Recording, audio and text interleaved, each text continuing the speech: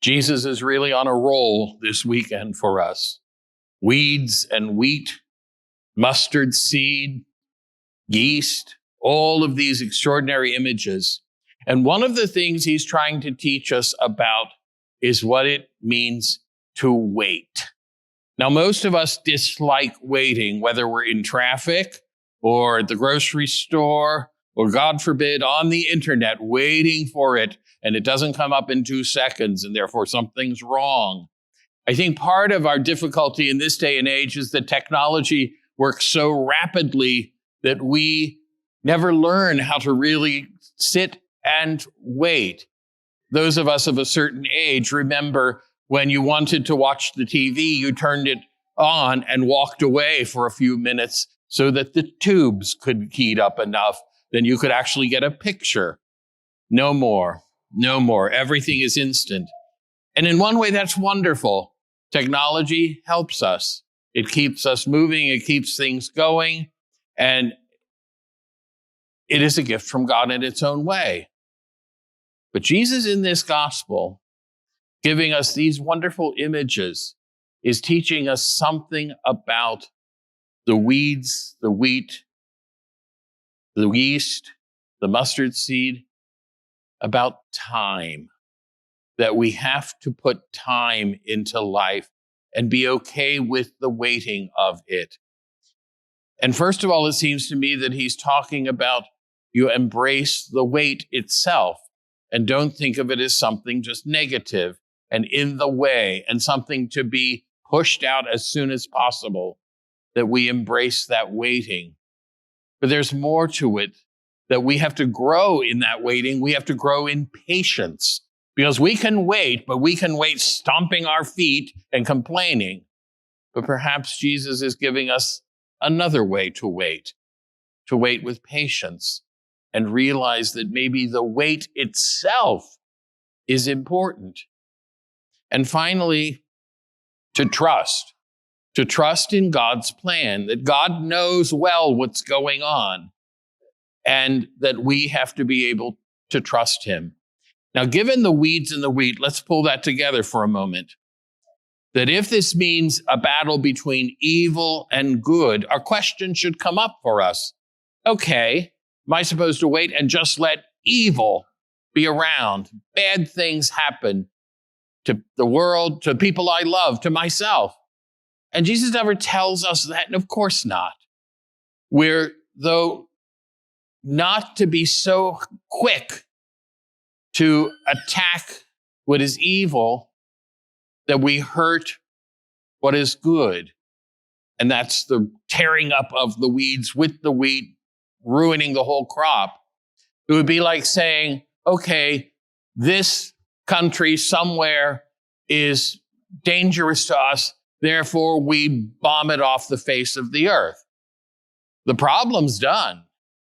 The evil of them attacking us is over. But a lot of good has been destroyed in the same moment. A lot of good people who might not have even known that their country was attacking us. A lot of beautiful things in the world, God's creation, have been attacked and destroyed. Is it worth it? The church has a wonderful teaching called the principle of double effect, where you say, if I do this one thing, it's going to have a good result and a bad result. And you have to look at both.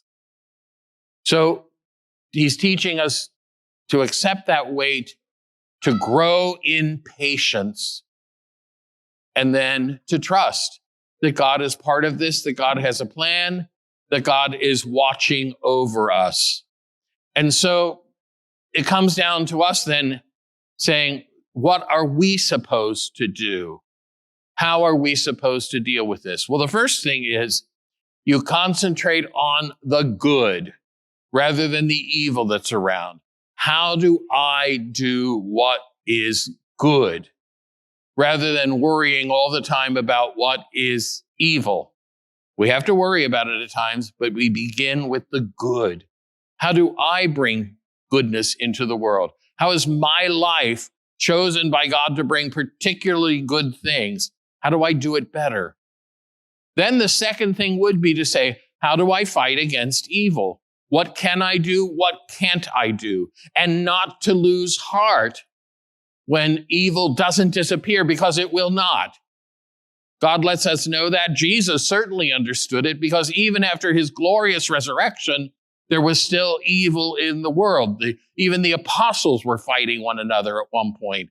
Things are going to be a mixed bag. And you think, why would God have done that like that? Well, it gives us the opportunity to choose. He loves us enough that he will let us choose one thing over the other.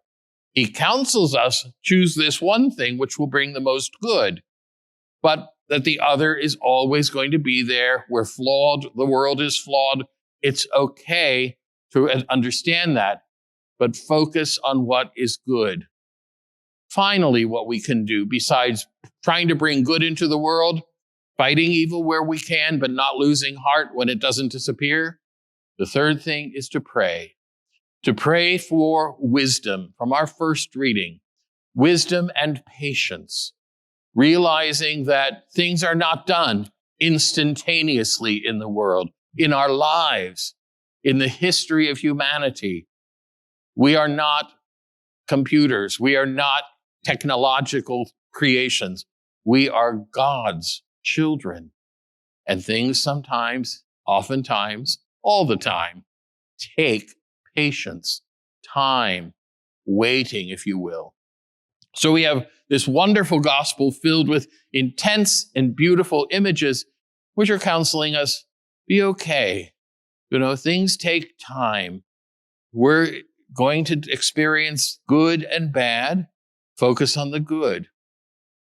Do what you can to fight against what is bad. And then finally, pray, giving it over to God, doing your part, praying for patience.